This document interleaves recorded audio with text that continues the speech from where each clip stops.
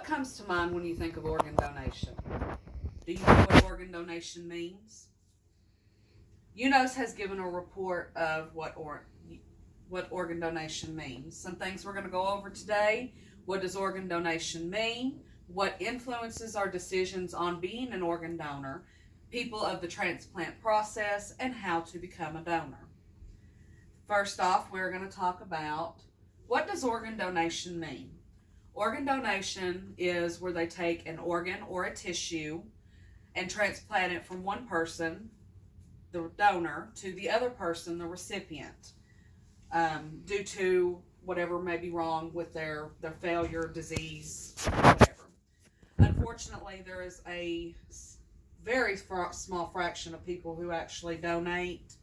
The demand is much greater. Every day, Cleveland Clinic reports that 21 people die while waiting on a life-saving organ, and another 120,000 men, women, and children await life-sustaining transplants. Who can donate, you wonder? Anybody can donate. You can be a living donor or a deceased donor. The Organ Procurement Agency actually will come in and evaluate you, process all of your information, and determine whether you are suitable for organ donation to ensure the safety of the recipient. UNOS has reported certain organs that you can donate. When you think of organ donation, you think of basic liver, kidney, heart. But they actually report that there are several more organs that you can donate. Like, for instance, your connective tissue, your middle ear, your skin, heart valves. My brother was actually thanks to someone, he was a recipient of a heart valve, which saved his life. So now he gets to live a life he normally would not have made past 18 years old. Here are UNOS reports that there are 8 basic things. We're going to go over them quickly. Relational ties play a big thing in it. Most people are, no, I'm not going to be an organ donor, but then my daughter goes into kidney failure. Well, I'm going to give her my kidney, because that's what you do when you love somebody, is you save their life if you can.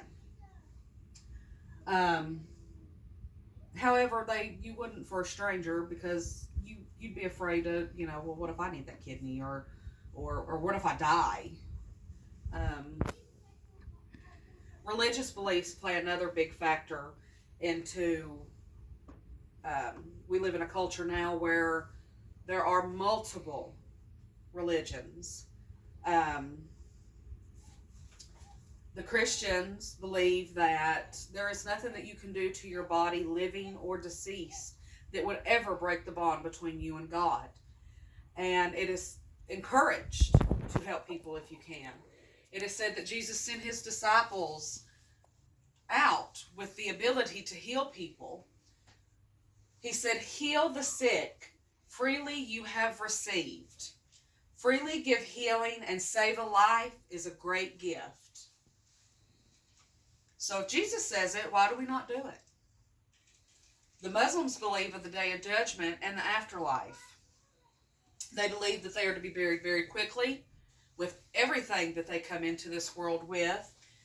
And if they don't, then they're not allowed into the gates of their heaven.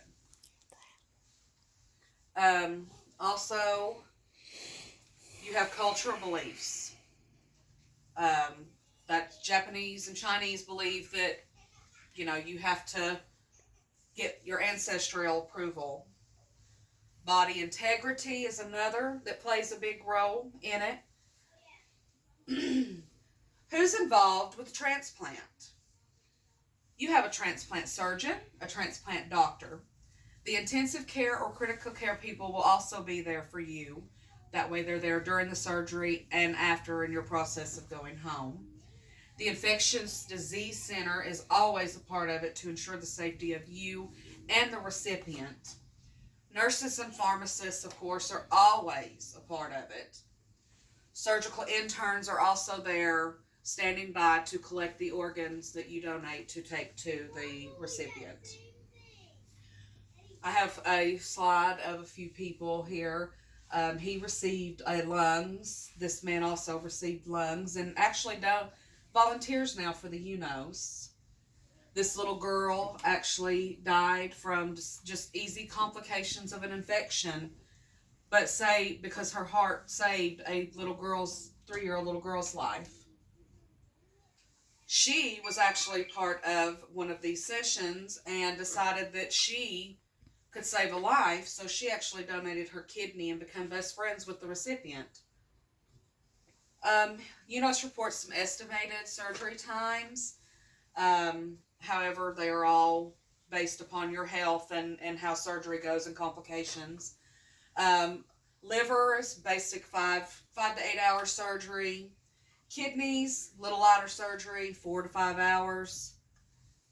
The healing time is between 4 to 10 days, depending on your surgery and complications, in which during that time, immunosuppressants are given to the recipients. Now we're going to talk about how to become a donor. To become a living donor, you can go to these simple places. I have provided a list here to you today. Vanderbilt does it. UT is a big one. The VA hospitals. To become a death donor, you can simply go to your driver's license place or register at the organdonor.gov. Or you can work through a private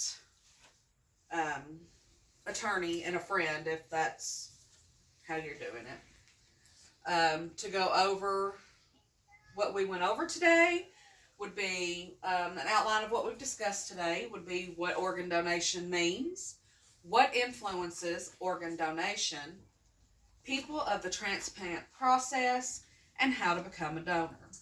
If you have any questions, I'll take them now. All right. Thank you, and I hope that we have went over something that you didn't know today.